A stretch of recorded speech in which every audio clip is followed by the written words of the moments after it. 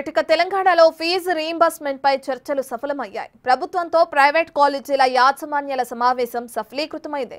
ఇక దాంతో ప్రైవేట్ కాలేజీల బంద్ ను యాజమాన్యాలు విరమించుకున్నాయి. ఇక రేపటి నుంచి యథావిధిగా కళాశాలలు తెరుచుకోనున్నాయి. 1200 కోట్ల బకాయిల్లో ప్రస్తుతం 600 కోట్ల రూపాయలను ఇచ్చేందుకు ప్రభుత్వం ముందుకొచ్చింది. మరో 600 కోట్ల రూపాయలను దీపావళిలోగా ఇస్తామంది. ఇందుకు ప్రైవేట్ కాలేజీల యాజమాన్యాలు ఒప్పుకున్నాయి. డిప్యూటీ సీఎం బట్టి విక్రమార్క, మంత్రి శ్రీధర్ బాబు అధ్యక్షతన సమావేశం జరిగింది. రాష్ట్రంలో ఉన్నటువంటి వివిధ కళాశాలల యాజమాన్యాలు, వారి ప్రతినిధులు అందరం కలిసి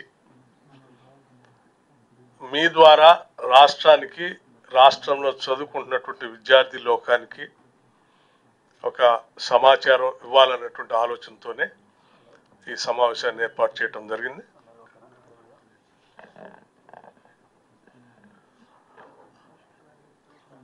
సరే, మీ అందరికీ తెలిసిందే, ఫీజు రీయింబర్స్మెంట్ విద్యార్థుల భవిష్యత్తు కాంగ్రెస్ ప్రభుత్వాలకి అత్యంత ప్రాధాన్యతతో కూడినటువంటి అంశం. ఈ ఫీజు రీయింబర్స్మెంట్ ఈ రాష్ట్రంలో ఉన్నటువంటి అనేక మంది మధ్యతరగతి కుటుంబాలకు సంబంధించినటువంటి వాళ్ళు, పేదలకు సంబంధించినటువంటి వాళ్ళు, బలహీన వర్గాలకు సంబంధించినటువంటి పిల్లలందరినీ కూడా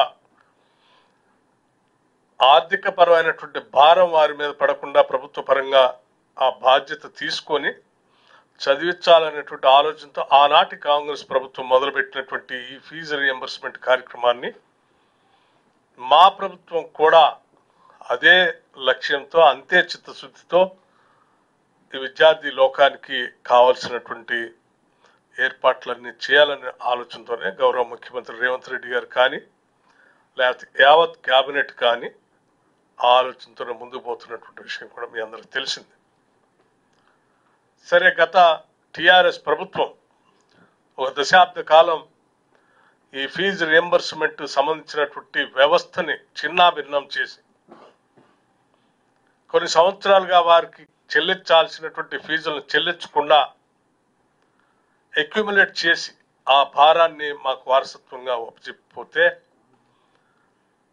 వారు విచ్ఛిన్నం చేసినటువంటి ఆర్థిక వ్యవస్థను కానీ, వ్యవస్థలను కానీ బాగు చేసుకుంటూ ఒకదాన్ని ఒకటి పేర్చుకుంటూ ఆ సమస్యలన్నింటినీ పరిష్కారం చేస్తూ ముందుకు పోతున్నటువంటి విషయం కూడా మీకు తెలిసిందే.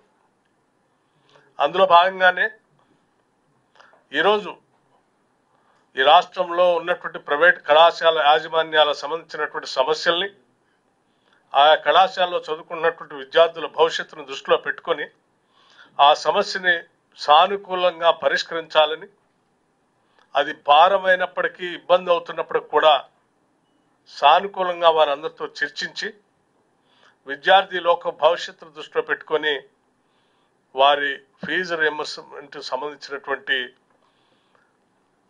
ఏదైతే టోకెన్లు ఉన్నాయో ఆ టోకెన్లకు సంబంధించినటువంటి వరకు దాదాపు 600 కోట్ల రూపాయల వరకు త్వరితగతిన ఆ నిధుల్ని విడుదల చేయాలని, ఆ తర్వాత భవిష్యత్తులో కూడా మిగతా అటువంటి పెండింగ్ ఉన్నటువంటి వాటిని కూడా ప్రతి నెల ఎంతో కొంత స్ట్రీమ్లైన్ చేయాలనేటువంటి ఆలోచనతోనే ఈనాడు ఈ రాష్ట్ర ప్రభుత్వం, మంత్రివర్గ సభ్యులు, సహచరులు, ముఖ్యమంత్రి గారు అందరూ కూడా ఆలోచన చేసి ఈ నిర్ణయం చేసి ఈరోజు యాజమాన్యాలకు సంబంధించినటువంటి సంఘాలతో అట్లాగే ఈరోజు సుదీర్ఘంగా నిన్న ఈరోజు చర్చించడం జరిగింది.